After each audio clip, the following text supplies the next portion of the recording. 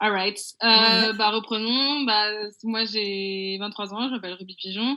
J'ai une marque d'upcycling avec laquelle je fais aussi des vidéos sur YouTube où je montre aux gens comment consommer de manière différente la mode, comment réutiliser ses vêtements pour en faire d'autres, enfin des trucs comme ça. À côté, je fais aussi du consulting en marketing pour des marques avec des valeurs similaires aux miennes. Casa. Et ouais, je fais des vidéos aussi sur Instagram, pas que sur le YouTube. Enfin, comme je te disais, en fait, on nous apprend à faire de l'upcycling. On nous apprend pas forcément que l'upcycling va être rentable, et ça, tu t'en rends compte très vite. Mais en même temps, c'est la vie de 2021. Tu vois, par exemple, moi, en tant que jeune, je crois pas à la retraite. Tu vois ce que je veux dire? Ou genre, on est juste là. C'est un peu le cas des... On est tous à droite, à gauche. On est tous des couteaux suisses. Personne fait un truc, tu vois. Donc, enfin... Je sais pas, genre c'est clair que l'upcycling c'est pas, enfin aujourd'hui je pense qu'il faut, c'est beaucoup de logistique, c'est beaucoup de temps, mais beaucoup comme plein de choses qui au début on trouvait ça compliqué et puis après quand on se casse un peu la tête ça devient facile, tu vois. Mais aujourd'hui je sais que par exemple moi j'ai essayé pendant un an l'année dernière, déjà qu'avec la pandémie c'était compliqué, mais je voulais bosser avec un atelier en France pour commencer à déléguer la couture et tout et pour que je puisse faire autre chose et l'atelier, enfin déjà que j'avais 20 ans, enfin j'avais 22, j'arrive à dire moi je fais ma marque d'upcycling, tout ça, les gens ça les rassure pas. Et en fait, le fait qu'en plus ça soit de l'upcycling, en fait un atelier lambda aujourd'hui ça.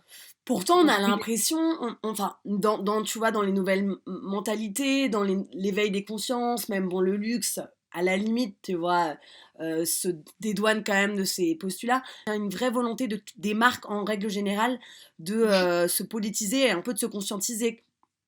Bah ouais, grave, attends, c'est un truc de ouf. Je vois le monde entier.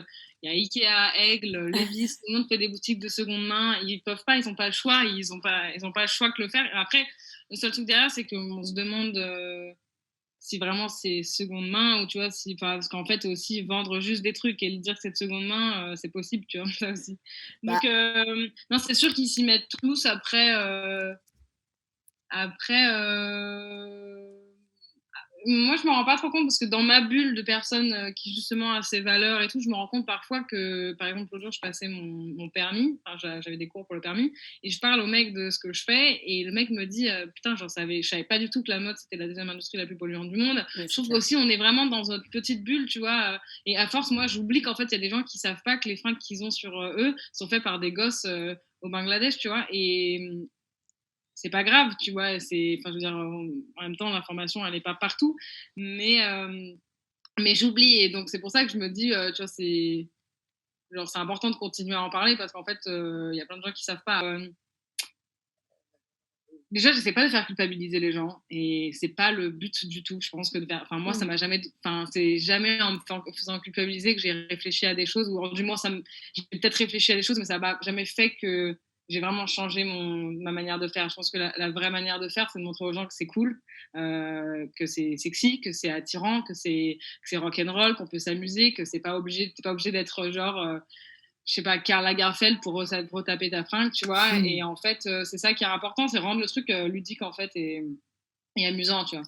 En fait, réfléchir à qu'est-ce qui, toi, te ferait kiffer. Et voilà, moi, c'est comme les fringues, j'ai commencé à en faire parce qu'il y avait les fringues que je faisais, je les trouvais pas dans le marché. Bah, les vidéos, c'est pareil, c'est les vidéos que je fais, c'est parce que j'aimerais qu'elles existent, quoi, et que moi, j'aurais aimé les voir, tu vois. Après, par contre, moi, tu vois, la tournure de l'article, tu vois, mais il y a aussi, il y a un peu cette idée qu'on a qui est peut-être fausse, et c'est pour ça que c'est cool d'avoir ton retour, de aussi des jeunes créateurs, tu vois, des petites marques un peu plus indépendantes qui se veulent durables et qui le sont, mais par contre, ça, souvent, on a un peu ça dans l'idée, ça a un coût, et c'est aussi du temps, tu vois, c'est un petit peu comme, moi, je fais le comparatif avec, tu vois, l'alimentation, genre, on aimerait tous trop manger bio, des bons produits, du terroir, mais il y a des moments, il y a le temps et l'argent, tu vois, c'est un peu deux facteurs. Et j'ai l'impression qu'on se bute un peu à ces idées, tu vois, de se dire qu'il faut quand même...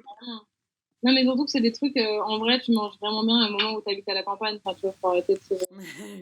Mais non, par rapport aux fringues, moi, c'est un sujet important, surtout que je m'adresse à des jeunes et que moi, à peine il y a 2 ans, je vivais avec 300 balles par mois et tu vois, je payais pas de ticket de métro, je comptais, enfin, tu vois, je fais tout ce qu'il faut pour vivre, quoi. Et donc, de prôner cette éco-responsabilité sans pouvoir en offrir tu vois, des trucs accessibles aux jeunes, bah, pour moi, c'est ridicule. Donc, j'essaye vraiment de ne pas être coûteuse. Et par exemple, là, les chemises qu'on sort, pour essayer de me rémunérer, moi, rien que 10 euros sur ce que je fais. Et encore, je ne me rémunère pas sur tout le temps que je mets parce que justement, j'ai l'influence.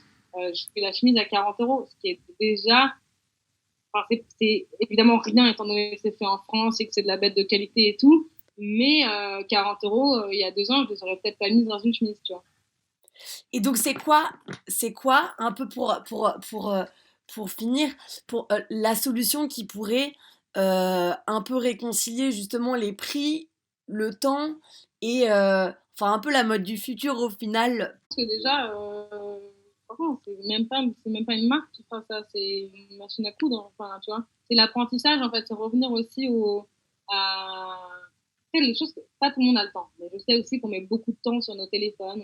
En tout cas, je pense que le vrai futur de la mode, c'est que les gens apprennent à recréer et apprennent à peut-être à au moins préparer leurs chaussettes et tout comme ça, tu vois. Être moins.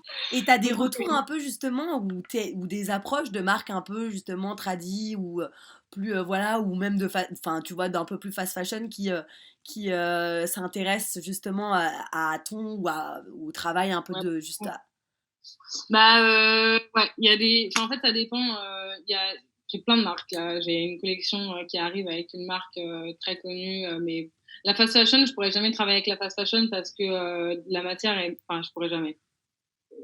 On dit jamais jamais, mais la matière est déjà pas ouf en fait. En général, déjà les fringues, enfin, en tout cas, retravailler avec des invendus de fast fashion, ça, je crois que c'est très compliqué, à moins que ça soit vraiment une pièce qui a été faite avec d'autres matières, mais en général, c'est vraiment des matières de merde. Et de les revendre, c'est juste de la honte parce que en fait, c'est compliqué, ça se troue très vite. Enfin, c'est pas cool quoi. De revendre des trucs comme ça. Donc avec la fast fashion, je suis pas sûre, mais en tout cas, ils m'ont déjà contacté. J'ai eu H&M qui m'a contacté rien que pour des partenariats et pas forcément pour faire des sapes, mais rien que ça, je peux pas accepter parce que je crois pas en ce qu'ils font. Mais sinon, tu vois, il y a d'autres marques qui me proposent, auxquelles je dis non tout le temps, Pull&Bear, machin, mais en tout cas, il y a d'autres gens qui ont des invendus et qui sont beaucoup plus cool, avec qui je vais potentiellement bosser, et j'en parle pas encore parce que je sais pas, tant que c'est pas fait, je n'en parle pas, mais il y en a grave, et ils essayent de se redorer une image, ou du moins de ouais juste de se collaborer mettre à la avec des page gens. aussi tu vois parce que Hein. de se mettre à la page parce que c'est un peu ça Pas rien que ça, ouais, rien que ça. le futur Donc, un peu mais c'est cool. Est-ce que je peux te demander en dernière toute petite question le conseil le plus simple que tu puisses donner pour Ouais. commencer quand tu veux commencer un peu soit à recycler, soit upcycler, un petit Okay. truc, un petit tips que tu peux auquel tu penses. Ok, mon premier tip, c'est le nul, mais C'est non, il y a pas. c'est juste, genre, juste fais-le, genre, juste commence. Attends pas d'avoir la meilleure machine, les meilleurs ciseaux. Tu sais, c'est comme quand tu veux faire du sport, mais t'as pas, genre, ta tenue. En fait, on Ouais, s'en fout, tu excuse un vois. peu. Genre, Ouais. attends pas d'avoir la cape, le truc, tu vois.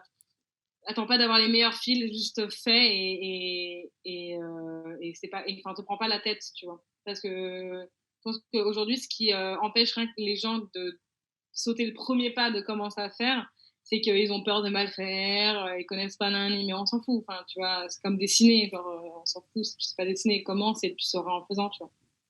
Ok. Bah, j'aime ton état d'esprit. Et, euh, et je te Merci. remercie. Attends, je te dis au revoir. Salut. Et là, attends, c'était un faux au revoir. Attends, comme ça, je Ah oui, coupe. oui, comme ça, Ah, tu peux couper.